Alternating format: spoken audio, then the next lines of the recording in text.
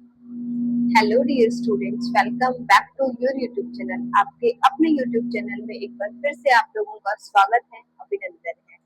देखिए, आप लोगों की जो पाइथन की सीरीज चल रही थी उसमें हमने बोला था कि हम नेक्स्ट जो सीरीज है वो हम लेके आएंगे कीवर्ड्स की। तो आज हम पढ़ते हैं कि पाइथन में कीवर्ड्स किसको बोलते हैं, यानी कि जो रिजर्व वर्ड। लास्ट क्लास में भी हमने इसके बारे में थोड़ा सा डिस्कस किया था। अगर जो बच्चे चैनल पे नए हैं तो प्लीज आप एक बार प्रीवियस वीडियोस को जरूर देख के आए, आपको डेफिनेटली ये समझ में आएगा ही आएगा। देखिए, शॉर्ट वीडियोस डालने का, 10 मिनट की, 5 मिनट की, 2 मिनट की वीडियोस डालने का मेन रीजन यही है कि आप उससे बोरियत में फील ना हो और आप पाइथन को सीख भी जाए।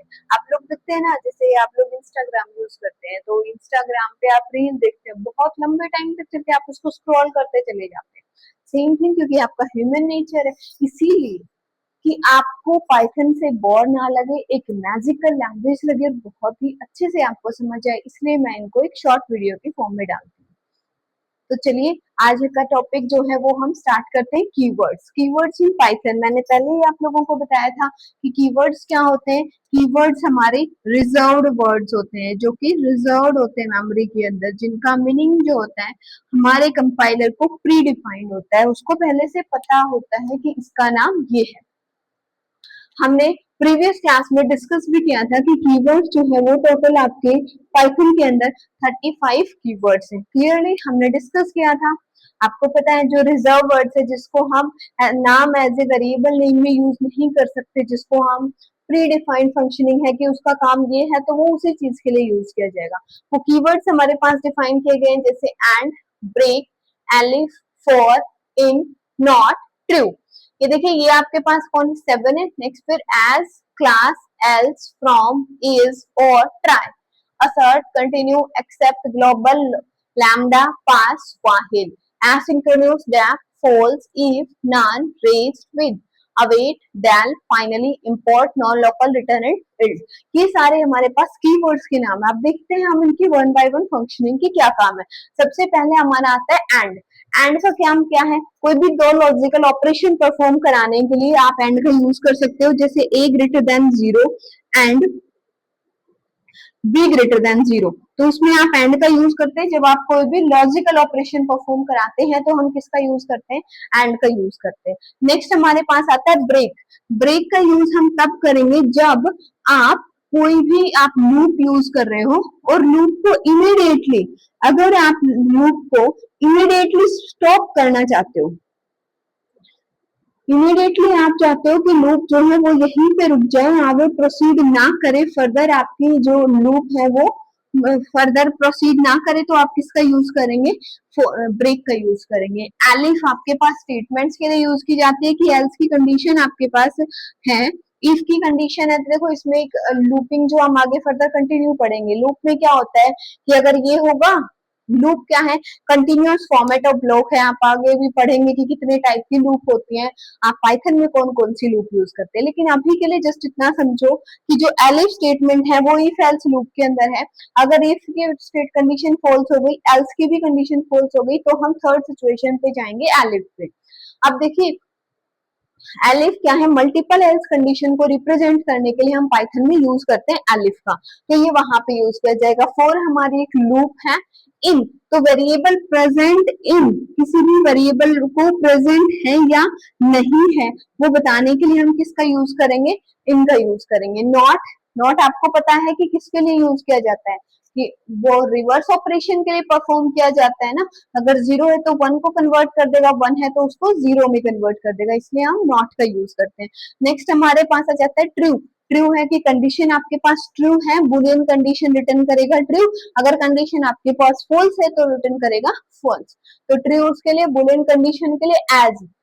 जैसे हम स्टेटमेंट इंपोर्ट एज, मैथ का मॉड्यूल इंपोर्ट करना है आपको, जैसे आपको कोई मैथमेटिकल स्टेटमेंट, मैथमेटिकल कैलकुलेशन करानी है, तो आप लिखते हो कि मुझे क्या करना है? इंपोर्ट मैथ एज एम, या एज ट्रिग्नोमेट्री, एज लॉजिक। जिस भी फॉर्म में आप उसको इंपोर्ट करना चाहते हैं तो वहां पे आप एज कीवर्ड्स का यूज करेंगे।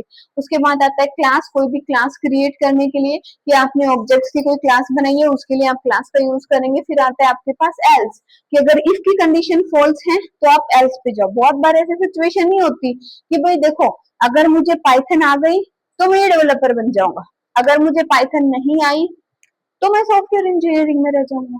मतलब इफ और एल्स दो कंडीशंस की जो आ जाती है, तो इफ एल्स यहाँ पे एल्स थी। फ्रॉम कि हमें सेलेक्ट करना है, फ्रॉम वेयर कहाँ से, मतलब फ्रॉम विच, फ्रॉम फंक्शन से, फ्रॉम वैल्यू से, वेरिएबल से, तो फ्रॉम लगाएंगे। इज वही है कि फंक्शन ट्रीट असर्ट इज, तो इज हम उसके लिए अप्लाई करेंगे। और आपके पास भी लॉजिकल फंक्शन है, ये ट्रू होगा। अगर एक भी कंडीशन आपकी ट्रू हो जाती है तो और लॉजिकल फंक्शन ट्रू ही रहेगा। ट्राई आपके एक्सेप्शंस को चेक करने के लिए ट्राई ब्लॉक है जो कि एक्सेप्शंस को फाइंड आउट करेगा, उसके लिए ट्राई है। असर्ट आपके पास असर्ट स्टेटमेंट होती है जो एसिंक्रोनस स्टेटमेंट्स को फॉलो करता है। कंटिन्यू आपकी लूप को कंटिन्यू चलाएगा, बीच में से स्टॉप नहीं करेगा, रोकेगा नहीं।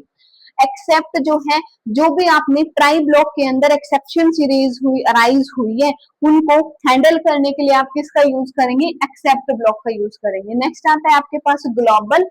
ग्लोबल जो आपका वेरिएबल का स्कोप है वो लोकल है या ग्लोबल है, आप उसके लिए इसका यूज करेंगे। Next is lambda. लैम्डा आपके पास वैल्यूज को डिफाइन करते हैं, इसके अंदर लैम्डा फंक्शंस को डिफाइन करता है। नेक्स्ट है पास, कि आप वैल्यू को पास करा रहे हो किसी भी फंक्शंस को या किसी भी वेरिएबल्स को। वाहिल आपके पास लूप के लिए यूज किया जाएगा। एसिंक्रोनस एक फंक्शन है। डीईएफ कीवर्ड, आप कोई भी फंक्शंस को डिफाइन करने के लिए पाइथन के अंदर डीईएफ कीवर्ड्स का यूज करेंगे। फॉल्स, अगर आपकी कंडीशन ट्रू नहीं होती है, मतलब सिचुएशन रिवर्स हो जाती है, तो आप फॉल्स का यूज करेंगे। इफ हमने अभी बताया, इफ एल्स आपके पास लूपिंग के लिए none, value not null, value null नहीं है तो आप नन का यूज करेंगे। रेज, अगर आपके एक्सेप्शंस को रेज कराएगा, जो भी एक्सेप्शंस अराइज हुई है उनको रेज कराएगा। और नेक्स्ट है आपके पास विद। विद क्या है, जो उसको कनेक्ट करेगा, कि आपको यूज एज विद दिस, आप उसके साथ इसको यूज कर सकते हो। डेल जो है वो डिलीट करने के लिए। फाइनली जो आपकी जो भी एक्सेप्शंस आई है, एक्सेप्शंस अराइज हुई या रेज हुई है, उसको फाइनली ब्लॉक जो है वो टू द एंड पॉइंट पे रिप्रेजेंट करेगा। नेक्स्ट है इंपोर्ट, अभी हमने बताया इंपोर्ट मॉड्यूल्स को इंपोर्ट करने के लिए।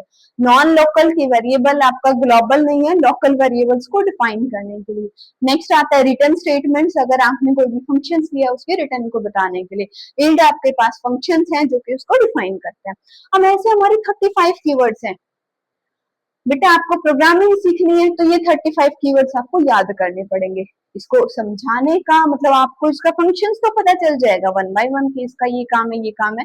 जैसे जैसे हम इसको प्रैक्टिस में लेके आएंगे ना, कोड के अंदर लाएंगे तो ये प्रैक्टिस हो जाएगी, लेकिन उससे पहले आपको ये लर्न करने पड़ेंगे। तो लर्न करने के लिए एक स्मॉल सी मैजिकल लाइन है, देखिए ये मेरे द्वारा बनाई गई नहीं है, ट्रूथ है ये मैंने भी अपनी स्टडीज के दौरान पीडब्ल्यू की क्लासेस लेती थी, उस टाइम पे किसी सर ने मुझे ये मैजिकल लाइंस बताई थी तो मुझे अच्छी लगी और मैंने इसको अपने अकॉर्डिंग लर्न कर लिया। पहले मुझे कीवर्ड्स लर्न नहीं होते थे, अब मैं कीवर्ड्स को इफेक्टिवली लर्न कर पाती हूँ with the help of these line.